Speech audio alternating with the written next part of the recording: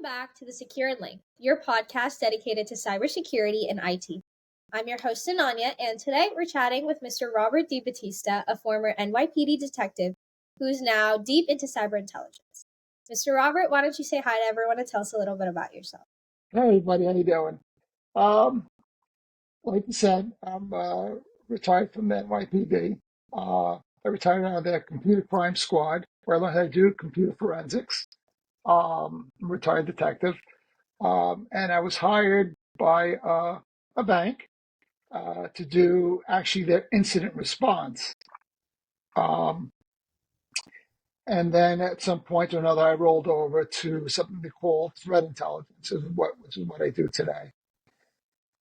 Um, That's pretty much it about myself. So, just a quick preview for our listeners. We're going to mainly focus on Mr. Robert's NYPD experience and his transition from his NYPD experience into his current role right now. So, starting off with the first question, Mr. Robert, how has your NYPD experience influenced your approach to cybersecurity? Um, well, it's a good question. I mean, it's been helpful in the sense of, uh, in the NYPD, we're always going after the bad guy. So cybersecurity is no different because you're trying to protect yourself from the bad guy. It's a little bit of the opposite end, right? In the sense of, um, so it's the job is being in the police department, being a detective there.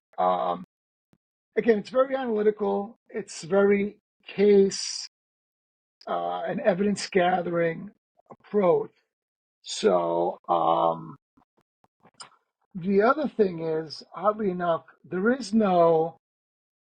I can't find the bad guy. You have to find the bad guy. There's a victim out there who, the only thing that would stop us would be if the person was somewhere else in the world that we just couldn't find them. But again, we would do anything we can, to help the victim out. And we'd reach out to different agencies across the world anyway. And we have NYPD as liaisons, believe it or not, all over the world and other countries. There's actual police officers from the NYPD that are stationed in other parts of the world. Because then it's New York City and it's just so big. Um, so going from that to doing cyber investigations was interesting. I learned a lot. There's a lot of things I didn't know. Um, and then I said the biggest thing is learning to do computer forensics uh, taught me to be objective. You know, um, at that point in time, it wasn't about sort of proving that somebody did something. It was reading the data that I recovered from a computer and determining whether or not, just reading the facts of what happened on the computer, for example. Uh, Whether that person was at the computer at the time, it wasn't it wasn't so much for us to determine. It was more what the evidence said about the use for a particular investigation. Um, so sometimes it wasn't the person sitting at the computer, it was somebody else, and that's something else we need to discover through investigative processes, especially when a computer like is shared or has different user accounts and things of that nature. Um, that was a very different thing to understand and learn while in the police department from going after the bad guy now to sort of being neutral and just reading what the evidence said. So that was good. That was helpful. Transitioning into corporate, that I'm not gonna. I think it's a little difficult for everybody in law enforcement.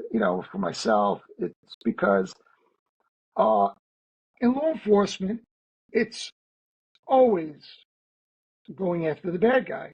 Who is the bad guy? Let's go get him. That's what it was. In corporations, it's not always like that.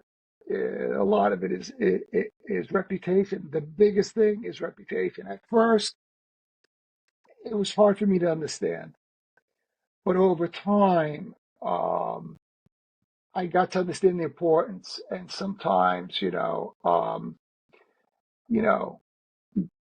even if you knew who the bad guy was per se, and we're not talking criminal crimes, it's just nonce, things that just were corporate issues. This wasn't a guy, it made no sense in going after somebody who was just, um, it was usually easier to, resolve the case in a more civil manner, you know. So that was interesting. And sometimes we just can't, right? We can't find, the hacker is in a different part of the world. You know, we're not the, organized culprits and the resources to spend it tracking down who's sending them a phishing email. Only when it becomes like a big, when they get, hacked and they have ransomware, then maybe law enforcement might get involved. Depending how big it is, how bad it is, right? You can see that in the media, right? Um, as an example, Colonial Pipeline. That was somebody where they needed to provide gas in the United States and they were shut down due to ransomware. And that's where law enforcement got involved and they were able to track down the bad guys and then subsequently arrest them eventually and recover some of the money that was paid for ransom. Um, but again, it was I had to tame going after the bad guy element. But it was also very helpful in the investigative mindset because people lie, and even in corporate investigations, people will lie. So my investigative skills, my interviewing skills were very helpful in interview because um, the normal people we dealt with in the police department were really bad people. They were used to lying. They were used to making up stories. They had been arrested already before. They've dealt with police before. They dealt with investigative detectives before. So in corporate, a lot of people weren't used to that. So being brought in, you know, I knew enough to gather enough evidence where if they lied, I could kindly redirect them and say, that's not exactly what happened. This is the evidence that shows, and maybe you want to explain it a little different. And then they would. And uh, we would get the results we needed. Um, Rolling to threat intelligence, it's a, threat intelligence it's investigative, but it's a lot of predicting and trying to determine where the bad guy's going to be. Um, so again, the investigative element was very helpful in trying to be structured and ordered in some of this stuff. Um, uh, but it is different. It is a different mind. You know, I tell some people, what do you do? I said, I read the tea leaves. I try to read the fortunes of the bad guys and see where they're going to go. Because it's hard to determine where the bad guys go. And that's a lot of them. Dealing with people, they sometimes will ask you like, why have you been quiet this month? And sometimes you say, well, it's June, everybody's on vacation, even the bad guys go on vacation. Sometimes it isn't. I said, sometimes you can look back and look at your data and say, oh, a lot of the bad guys were arrested. Some of the big threat actors were arrested. So it does scare people. It does quiet down. As for example, I use the Colonial Pipeline example, people being arrested. When that transpired, a lot of the threat actors got scared, and they um, started changing their process, their modus operandi. They would say we're not going after government agencies, because they know, or something big like this, or and like in one real life instance, one police department in the United States, I don't remember what state it was in, but they were hacked. But once the hackers found out it was a police department, they then gave them the key for free to recover their data. They know we don't want to cause any trouble. They know the law, I guess. Um, as far as I mean, that was I mean, um, being late again, being here and doing this work. Some people know I'm in law enforcement. Those who retired from law enforcement. Sometimes they figure it out, if they know, like, or they think I'm in the military because my thought process, or I'll say something, they're like, what is that? What are you, a cop? And I go, yeah, it used to be. And this is why, I sort of, it's also thinking out of the box. So this is, sometimes getting the bad guy was not as simple as just going knock on the door. Sometimes you have to sit on a street corner for hours. It's You a lot of know, analyzing. It's like a lot of yes, yes. I mean, yeah. I mean, you know, um, there's a lot of analyzing. It's like, again, we'd analyze people. In the police department, we would see somebody doing something, and it's like anything else. You learn it, and we would watch them. I mean, literally for hours. And then we would just wait for them to commit a crime because we knew they were doing something that was just not, it was no good. And then we were successful in that. And it's the same thing here. I mean, we look at the data, the phishing emails, what's coming in. The vulnerabilities, what the threat actors are doing with vulnerabilities, that's a big thing. That's a big role of what I play in the organization I work in, is dealing with the vulnerabilities. And over the time, like anything else, you do it enough, you start to learn.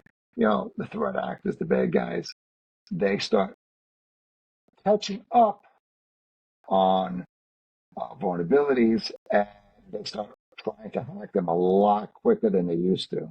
It used to be, years ago, it'd be several weeks, and now it's several days, and sometimes. Now, with the advent of AI, oh boy, yes, with the advent of AI, what they're doing now is they'll just tell, they have their own, version of AI that's like the bad version, and they will then ask the AI to determine vulnerability for and determine a path for a particular vulnerability, and they can do a multitude at a time. So they'll have a bunch of vulnerabilities that come out for a product or several products, and they'll say, how do I exploit this vulnerability? Artificial intelligence. Again, the process of elimination, just go down the line and figure out how to get in and then exploit. So that's the next thing we're talking about. That's another big topic. First is AI. So you've mentioned how right now, well, before the usage of AI for the hacker attacks, you would have to kind of track their movements or look at habits or look at what's been happening around the world. But now that you have this new domain of AI coming into play, have you, so now it's more of a trial and error situation, isn't it? It's not like you guys have a blueprint to follow or like several trends to analyze. So how have you been coping with those challenges? Um, we've been using AI ourselves as well. I mean, we have products that have AI embedded into them. So it is very helpful to us in the sense of now, it'll help me pull up some analytical data a lot quicker. Um, I would imagine, um, in the future, not so far away, I would imagine that AI is going to play a large role in incident response, whereas we used to look at log data and sort of physically ourselves backtrack from the point of infection back to where it started. I would imagine artificial intelligence is going to do that in a matter of moments, where you'll just ask, your artificial intelligence, here is, from this point of origin, and tell me where this started, and they'll backtrack and say it happened at this email and give you the whole backwards path of where it transpired. And that's going to cut down a lot of investigations and response times. That's the biggest thing that we're discovering. It takes up 30 days before you discover someone's within your network. That's a long time, 30 days. Um, it takes you now, you have to respond. Whereas now, I think with AI, on both ends, the bad guys are going to use it to find exploits. I think we're going to use it to patch quicker, find the bad guy quicker. Nobody believes that they can block the bad guy from coming in, forever. That's, again, that's like the odd part. I used to always respond when the bad guy was there. After the bad guy was there, now I'm looking to prevent the bad guy. Something we did in law enforcement as well, right? With security, lock your windows, lock your doors. It's sort of the same thing in corporate, right? The biggest, we always talk about the biggest gateway would be phishing. Be careful with phishing. Don't forget a link. That it's that you repeat it, but it's just the common. It's very common. Um, so this is where I think the changes will be. I don't know, where it's going to go from here, right? Even how many, unfortunately, how many jobs AI might take away, because it might not need so many people that, now to do a lot of this work. Um, and from what I understand, I haven't dabbled into computer forensics in quite some time, but I do know that the forensic tools are also going to say, you can just type in and give you all the internet history for this date time, for this moment or whatever it was related to, and then they'll give you all the artifacts related to this uh, this moment or this internet search. They'll start doing that. So It's very interesting. I've learned a lot from this new perspective. Never met anyone in your profession, and honestly, it seems like such an interesting job that you've done, that you currently have. And that's all for today. And thank you very much, Mr. Robert, for joining us and sharing your insights. And thank you. thank you to our listeners for tuning into this episode. If you found it helpful, don't forget to subscribe, rate, and share it with your friends and colleagues. And you can also connect with us on Instagram at the SecureLink. Until next time, stay curious, stay secure, and remember, your connection to knowledge starts here. Thank you.